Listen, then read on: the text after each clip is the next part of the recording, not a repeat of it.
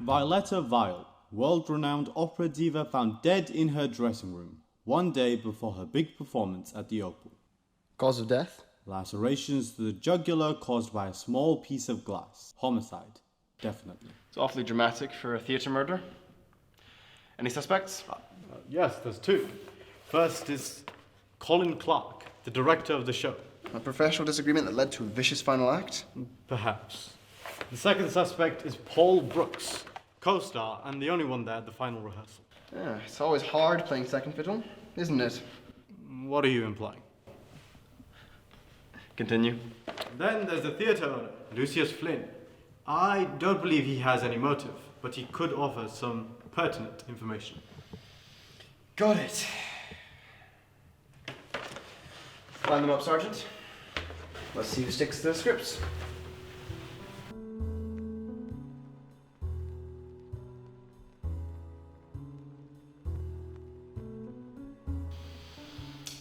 So what do you remember about the other night?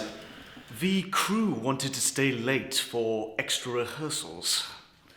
It wasn't going well. I could hear them arguing all the way from my office. It was a bad evening for everyone. But Paul and I, we had an argument. Was it because of this negative review? I didn't have time to read what the critics were saying about my play. Paul had quite a temper. He had planned to leave the show because of Madame Violetta's lackluster performance. You know, the two never got along. No. I never liked her. But that's not a crime. Had you ever wished that she hadn't been part of the show? Well, yes. I wouldn't go as far as... Cutting her throat? I did not kill anyone!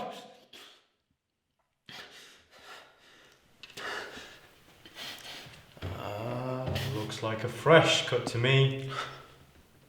Glass. If you are the one that killed Madame Violetta, 7 years bad luck is the least of your worries.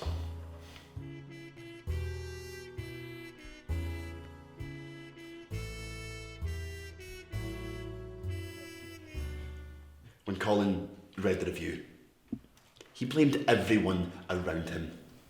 I got heated, and I swung for him, and... And he ducked, and you put your fist through the mirror. I know it looks bad, but I didn't kill Violetta. I ran out of the theatre as soon as I could, try and patch my arm up. And did anyone see you leaving the theatre? No, I don't think so. It was close to 2 o'clock in the morning. I was in the theatre working on the prompter notes, and that's when I heard Mr. Flynn scream.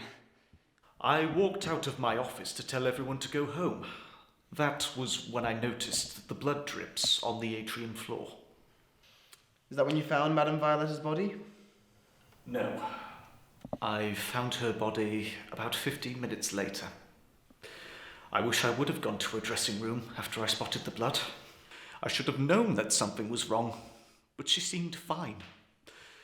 I could still hear her singing from her dressing room. Okay. Thank you, Mr. Flynn. You're free to go.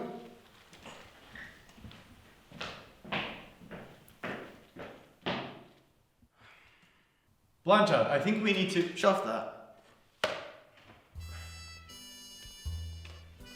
I think I know who killed Violetta Vile.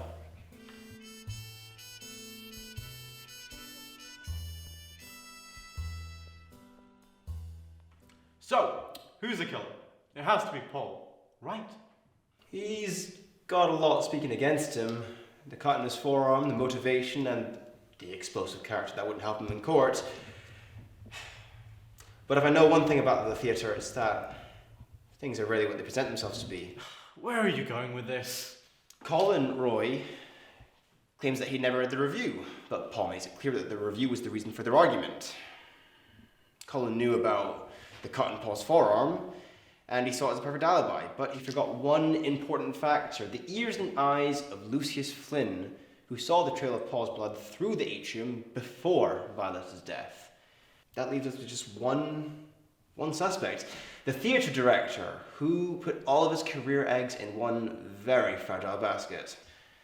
He knew that when the negative review got out, his directing dreams were over. And he wanted to save it by Murdering Violetta Vile. Book him, Roy.